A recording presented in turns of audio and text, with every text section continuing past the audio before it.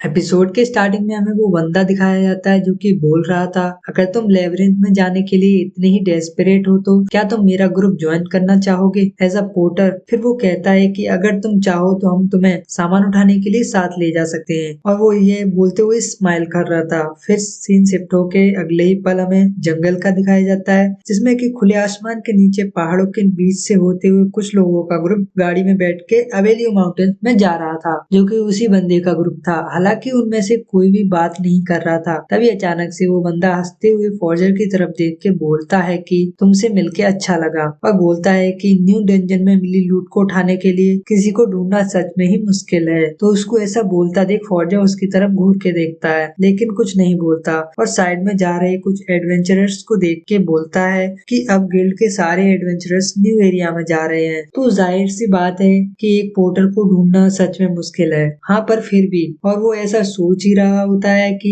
तभी उन लोगों में से एक लड़की उस बंदे से बोलती है जो फॉर्जर को साथ लाया था कि क्या तुम सच में इस ग्रवी हर फॉर्जर को साथ ले जा रहे हो। लेकिन तभी उनके साथ आया बंदा चिढ़ते हुए बोलता है कि सीरियसली तुम्हें और कोई यूजफुल या इससे बेहतर नहीं मिला। तभी उनकी बात काटते हुए वो बंदा बोलता है कि तुम्हें इसके साथ ज्यादा हार्श नहीं होना चाहिए, आखिर ये भी तो एक एडवेंचर है काफी टाइम से, और न्यू एडवेंचर से तो बेहतर ही है। और फिर फॉर्जर की तरफ देख के बोलता है कि मुझे तुम्हें हम सब के बारे में बताने दो, मेरा नाम है वाइल और मैं क्रिम्सन ब्लेड का लीडर हूँ, और इनसे मिलो, ये है साशा और रिक, और हम सब डी रैंक एडवेंचरर हैं। तो फॉर्जर उनकी तरफ देख के बोलता है कि मेरा नाम रोड है और मैं ई रैंक एडवेंचरर हूँ, और फिर आगे बोलता है कि तुम सबसे मिलके अच्छा लगा। लेकिन तभी वाइल बोलता है अंदर जाने से पहले क्या मैं तुम्हारी आईडी देख सकता हूँ, मुझे देखना है कि तुम कितने कैपेबल हो। और फिर बोलता है कि क्या तुम मुझे अपना गिल्ड कार्ड दिखा सकते हो। तो फॉर्जर अपनी पॉकेट से गिल्ड कार्ड निकालते हुए उसे दिखाने लगता है, जिसमें उसके स्टैट्स और स्किल्स दिख रही थी, जिसे देख के शॉक होती हुई वाइल बोलता है कि ओ तो तुम फायर मैजिक भी इस्तेमाल कर सकते हो। तो उसकी बात काटते हुए फॉर्जर बोलता है कि नहीं, ये उतनी भी पावरफुल नहीं है, इसे मैं लड़ाई में इस्तेमाल नहीं कर सकता हूँ, और ये तो सिर्फ लाइट करने और खाना बनाने के काम आ सकती है। तभी वाइल हंसते हुए बोलता है कि तुम्हें चिंता करने की जरूरत नहीं है, और वैसे भी तुम्हारे पास जितनी भी है काफी है। लेकिन तभी सीन शिफ्ट होकर एवेलियो माउंटेन्स को दिखाया जाता है। वहां पहुंचते ही वो लोग खुश होते हुए आसपास देख के बोलते हैं कि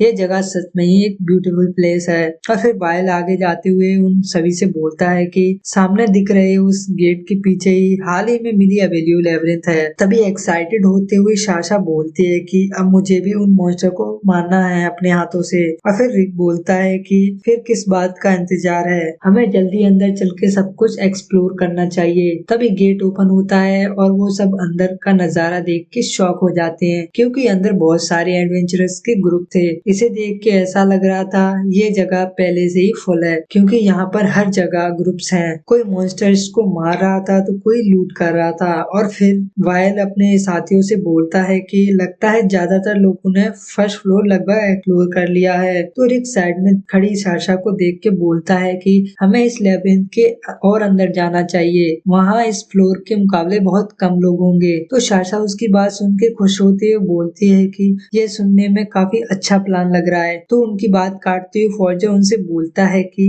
ये लेबिरिंथ हाल ही में खोजी गई है, तो हमें नीचे जाने से पहले इस जगह को पहले अच्छे से समझ लेना चाहिए। तभी उसकी बात काटते हुए साशा उससे बोलती है कि हमें किसी पोर्टर के ओपिनियन की जरूरत नहीं है, और हमें तुमसे नहीं पूछा था। तो उसका साथ देते हुए रिक बोलता है कि इसलिए तुम अभी तक ई रैंक पर हो, और ऐसा वो उस पे हंसते हुए बोल रहा था। तो उनकी बात काटते हुए वाइल उन दोनों को ऐसा ना करने के लिए कहता है, और फिर फौजर की तरफ देख के उससे कहता है कि तुम्हें इनकी बातों का बुरा नहीं मानना चाहिए, और वैसे भी मैं उनकी बातों से सहमत हूँ, क्योंकि हमें इस लेबिरिंथ के और ज्यादा अंदर तो जाना ही पड़ेगा, और वैसे भी यहाँ रह के हमें एक भी वैल्यूएबल आइटम्स नहीं मिलने वाला है, तो फिर हमें अंदर चलना चाहिए। और ऐसा बोल के वो सब अंदर की तरफ देखने लगते हैं। तभी सीन शिफ्ट होके हमें उसी न्यू एवेलियो लेबिरिंथ का फोर्थ फ्लोर दिखाया जाता है, जहाँ वोल्फ मॉन्स्टर फॉर्जर पर अटैक करने वाला था, पर तभी रिक बीच में आके उसे वोल्फ मॉन्स्टर को मार देता है, और ऐसा करते हुए वो हंस रहा था।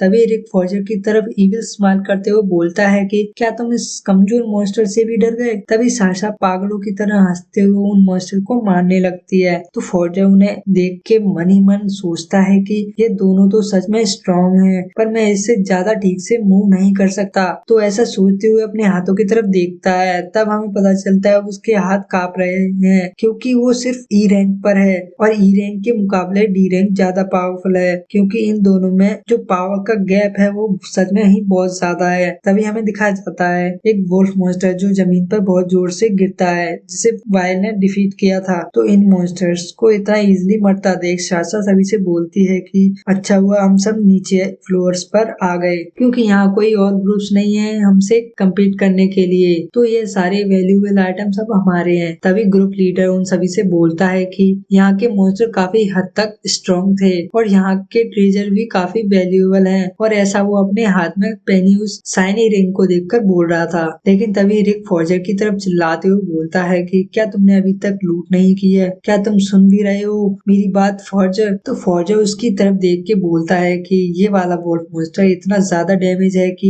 इससे कोई यूजफुल आइटम मिलना बहुत ज्यादा मुश्किल है, और इन सभी मॉन्स्टर के मैजिक क्रिस्टल लगभग सारे ब्रोकन है। तभी रिक उसकी बात काटते हुए बोलता है कि आखिर तुमने बिना कोशिश किए ऐसा कैसे सोच लिया, क्या पता वो मैजिक क्रिस्टल अभी भी सही हो। और ऐसा वो उसे गाली देते हुए बोल रहा था। तो फॉर्जर मन ही मन सोचता है कि ऐसा वो मेरे साथ पहले भी कर चुका है, जब वो उस वोल्फ मॉन्स्टर को मार रहा था। और फिर अपनी मुट्ठी कसते हुए बोलता है कि कोई बात नहीं, पहले मुझे अपनी रिकवरी पर ध्यान देना चाहिए। और फिर अपने आगे रखे मॉन्स्टर को देख के सोचता है कि उसने इसे बहुत बुरी तरह मारा है, इसके बॉडी के टुकड़े और ब्लड हर जगह फैल गए हैं, पर क्यों उसने इस पर जरूरत से ज्यादा अटैक किए हैं। और फिर ऐसा सोचते हुए अपनी उंगली पर फायर मैजिक एक्टिवेट कर लेता है, और फिर सोचता है कि मेरे ख्याल से इसे जलाना ही सही होगा ताकि ज्यादा यूजफुल मटेरियल ले सके। तो उसको ऐसा करता देख उससे चिढ़ते हुए रिक उन सभी से बोलता है कि देखो उसकी तरफ कैसे मॉन्स्टर को पका रहा है, और फिर बोलता है कि क्या तुम्हें इसके साथ सॉल्ट और पेपर भी चाहिए, और फिर बोलता है कि क्या तुम्हें इसके साथ मिर्च मसाला भी चाहिए। और फिर अपने साथियों की तरफ मुंह करते हुए बोलता है कि छोड़ो जाने दो,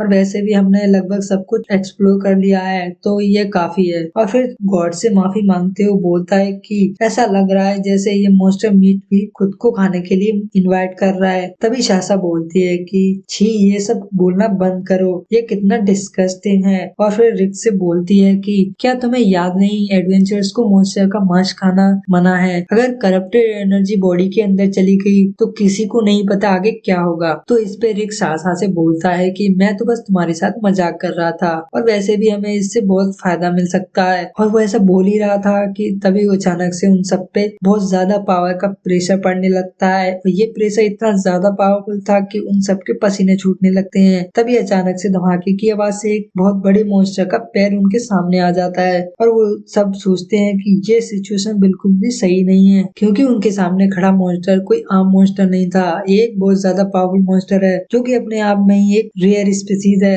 लेकिन तभी फॉर्जर सोचता है ये तो एक बी रैंक मॉन्स्टर है, पर ये ऐसे अचानक अपर फ्लोर पर क्या कर रहा है। और उसके ऐसा सोचते ही ये एपिसोड यहीं पर एंड हो जाता है। अगर आप सबको ये सीरीज अच्छी लग रही है तो लाइक शेयर करना मत भूलना, और कमेंट तो याद से ही कर देना, चाहे कुछ भी करना पर कर देना। तो मिलते हैं नेक्स्ट एपिसोड में।